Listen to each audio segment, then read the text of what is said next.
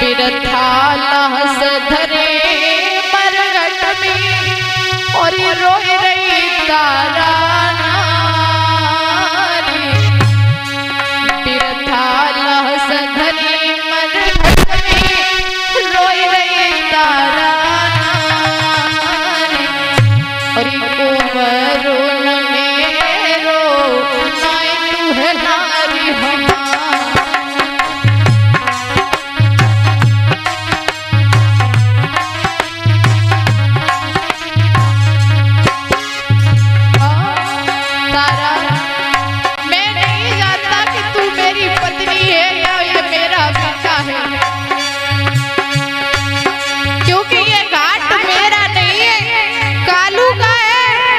रो करके बोले,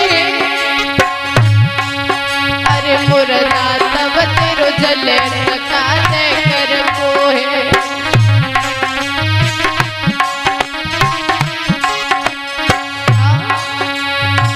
कालू को है घाट नाई मेरे घर को है।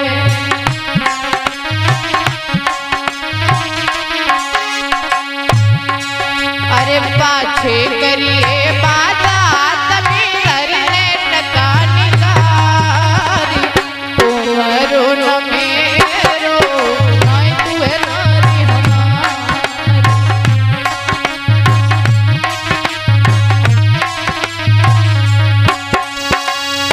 जवाब दिया है मुझे कर का टका चाहिए।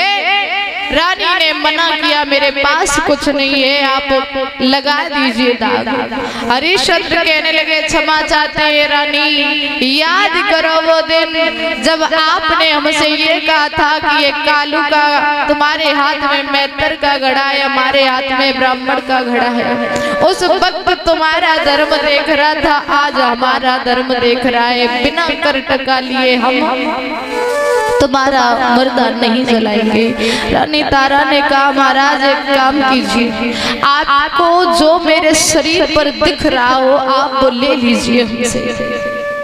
वो आधी साड़ी महाराज हरिश्चंद्र लेने के लिए जब चले, माताएं बस 5 मिनट रुक जाएं, आरती लेकर के जाएं, बस कथा यहीं पर समाप्त होने वाली है। जवाब दियो है कि जैसे ही तारा की साड़ी खींचने के लिए चले तो दूर से खड़े विश्वामित्र देख रहे थे। जवाब दिया अगर पतिव्रता स्त्री के सर से साड़ी चली गई तो यहाँ मेरा धर्म नष्ट हो जाएगा। जा करके हरिश्चंद्र का हाथ पकड़ लिया और कहा है कि बेटा ठहर जाइए, ये तुम्हारी पत्नी है, ये क्या कर रहे हो? हरिश्चंद्र कहने लगे महाराज कौन है आप?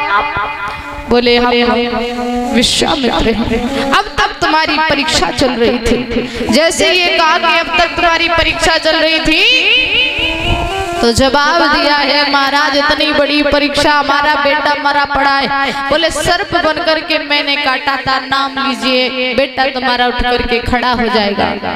जैसे ही रोहितास का नाम लिया बेटा उठ करके खड़ा हो गया और जैसे ही उठ करके खड़ा हुआ जवाब दिया है विश्वामित्र ने कि बेटा आप हमसे कुछ मांग लीजिए। हरिश्चंद्र कहने लगे मुझे कुछ नहीं चाहिए। विश्वामित्र ने कुंजी लगाम वापस की और कहा कि तुम्हारा राज्य तुम्हारा इंतजार कर रहा है। रानी तारा से कहा कि आप बेटा कुछ मांग लीजिए। तो रानी ने जवाब दिया है कि जब जब मैं इस पृथ्वी पर जन्म लूं तब तब मुझे यही पुत्र और यही पति मिले। हरिश्चंद्र से कहा कि तुम कुछ मांग लो।